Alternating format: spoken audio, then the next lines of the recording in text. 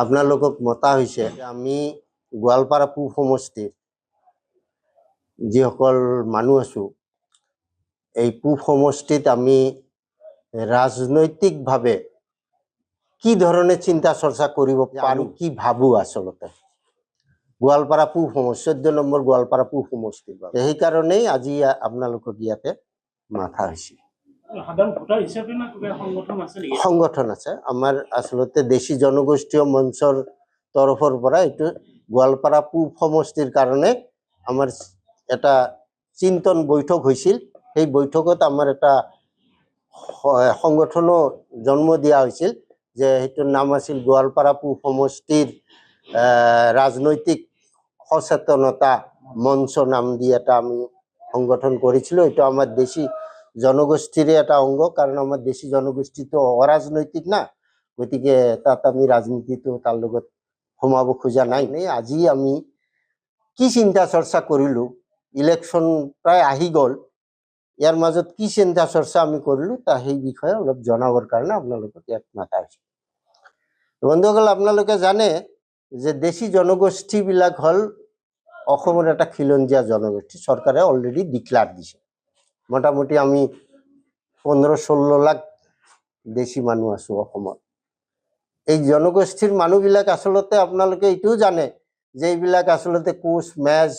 ৰাভা গাৰো বড়ো আদিৰ পৰা ধৰ্মান্তৰিত হৈ এটা সময়ত সৃষ্টি হৈছিল আজি প্ৰায় 800-1000 বছৰ আগৰ পৰা গতিকে আমি ইয়াৰ খিলঞ্জীয়া আমি অন্য কোনো জায়গাৰ পৰা আহা নাই এই জায়গাৰে মানুহ এই জায়গাতে আছো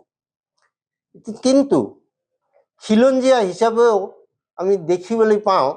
যে আমাৰ এই দেশী মানুহখিনি বোধহয় আটাইতকৈ পিছপৰা সব ক্ষেত্ৰতে শিক্ষা দীক্ষা ৰাজনৈতিক ক্ষেত্ৰত সামাজিক ক্ষেত্ৰত সব ক্ষেত্ৰতে আমি পিছপৰা গতিকে এই যে পিছপৰা জনগোষ্ঠীটো আমার কোনো রাজনৈতিক নেতা নাই আমার মাজত কোনো রাজনৈতিক নেতা নাই গতিকে আমি ভাবিছো যে রাজনৈতিক নেতার আমি সৃষ্টি কৰিব লাগে আৰু সেই কাৰণে আমি এইবাৰ অহা 26ৰ ইলেকশ্যনত অসমৰ বিশেষকৈ অবিভক্ত গোৱালপাৰা জিলাৰ যিবিলাক সমষ্টিত দেশী জনগোষ্ঠীৰ মানুহ অলপ বেছি আছে ভোটাৰ অলপ বেছি আছে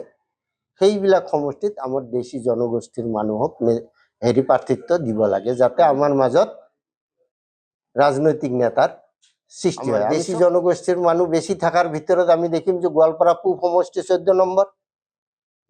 হেৰি মানকাচৰ আছে ধুবৰী আছে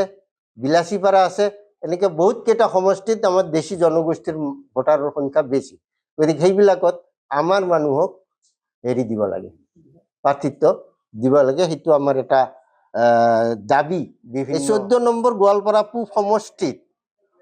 আমি দেশী ভোটাৰৰ সংখ্যা প্ৰায় 80,000ৰ ওচৰা-ওচৰি আৰু গৰিয়া ভোটাৰৰ সংখ্যা লগাই দিলে আমি 50%ৰ ওপৰত হম গতিকে আমি দাবী কৰিছো যে গোৱালপাৰা পূব সমষ্টিত অন্তত গোৱালপাৰা পূব সমষ্টিত আমাৰ দেশী জনগোষ্ঠীৰ পৰা প্ৰাৰ্থিত্ব দিয়ক এজিপিকো কৈছো বিজেপিকো কৈছো সবকে গোৱালপাৰা পূব সমষ্টিত আমাৰ কোনে আছে আমাৰ মানুহ কোনে আছে প্ৰাৰ্থিত্ব দাবী কৰিলেতো নহব আমাৰ মানুহতো থাকিব লাগিব প্ৰাৰ্থী হোৱাৰ কাৰণে এতিয়া দেখা যায় যে অন্য যিবিলাক দল সেইবিলাকক বাদ দি আমি যদি সিধাই দেখো বিজেপিত যদি চাওঁ বিজেপিত দেখিম যে আমাৰ মইনুদ্দিনে দাবী কৰি আছে তেওঁ বিজেপিৰ মানুহ গতিকে তেওঁ যদি বিজেপিয়ে এই সিটটো লয় তেনেহলে মইনুদ্দিনক দিয়ক আৰু তৃতীয়তে যদি এজিপিয়ে ল'ব বিচাৰে বিজেপিক নিদি তেনে এজিপিত আমাৰ ইয়াৰে লোকেল সামৰুদ্দিন তেওঁ দাবী কৰি আছে গতিকে তেওঁকো দিব পাৰে এজিপিৰ পৰা বৰ্তমানৰ চৰকাৰে আমাক যদিও খিলঞ্জীয়া বুলি দিছে কিন্তু আমাৰ উন্নয়ন পৰিষদ এতিয়ালৈকে দিয়া নাই আমাক ওবিসিৰ ষ্টেটাছ দিয়া নাই দিম বুলি কৈছিল কিন্তু এতিয়ালৈকে দিয়া নাই গতিকে আজিৰ এই সংবাদমেলৰ জৰিয়তে চৰকাৰলৈ মোৰ বিনম্ৰ অনুৰোধ যাতে অতি সোনকালে ইলেকশ্যন ডিক্লেয়াৰ দিয়াৰ আগতে দেশিক যাতে উন্নয়ন পৰিষদ আৰু OBCৰ ষ্টেটাছটো প্ৰদান কৰে। আশা ৰাখিছোঁ বিভিন্ন ৰাজনৈতিক দলবিলাকলৈ মোৰ বিনম্ৰ অনুৰোধ যে তেওঁলোকে যাতে তেওঁলোকৰ নিৰ্বাচনী ইস্তাহাৰত আমাৰ দেশীৰ উন্নয়ন, দেশীক OBC দিয়া, ভোটাৰ লিষ্টৰ পৰা ডি ভোটাৰটো উঠাই দিয়া, FT কোৰ্টত যিবিলাক কেছ আছে সেই কেছবিলাক যাতে উঠাই দিয়ে, এই ধৰণৰ কিছুমান আমি দাবী দিছোঁ। বিশেষকৈ আমাৰ ওচৰত থকা ৰাভা হাছং যিটো অট'নমাছ কাউন্সিল আছে, এই অট'নমাছ কাউন্সিলৰ লগত আমাৰ এটা ভাল সুসম্পৰ্ক আছে। বিশেষকৈ ৰাভা হাছং অট'নমাছ কাউন্সিলৰ চিফ শ্ৰীযুত টংকেশ্বৰ ৰাভাৰ লগত আমাৰ ভাল এটা বুজাপৰা আছে। যোৱা 5 তাৰিখে, এই 5 ফেব্ৰুৱাৰীত আমি মেন্দিপাথাৰত এটা ভাল আমাৰ দেশীৰ মিটিং হৈছিল। তাত টংকেশ্বৰ ৰাভাক আমি মাতিছিলোঁ আৰু টংকেশ্বৰ ৰাভাই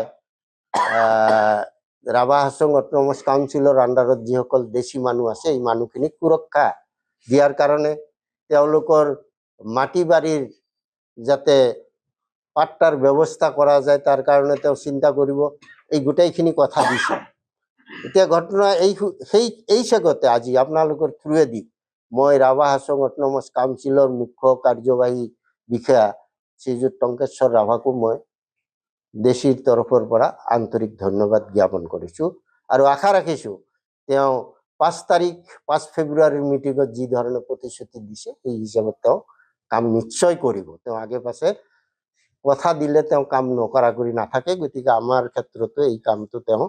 কৰিব। জলেশ্বৰ সমষ্টিত প্ৰায় 40-42 হাজাৰ আমাৰ দেশী মানুহ আছে, একত্ৰিত হৈ আছে। এই একত্ৰিত দেশী মানুহখিনি 40 হাজাৰ ভোট যদি একফালে যায়, একফালে আমি টানি নিব পাৰোঁ, তেনেহ'লে জলেশ্বৰ সমষ্টিটো আমাৰ দেশী মানুহখিনি এটা ডিচাইডিং ফেক্টৰ হিচাপে কাম কৰিব।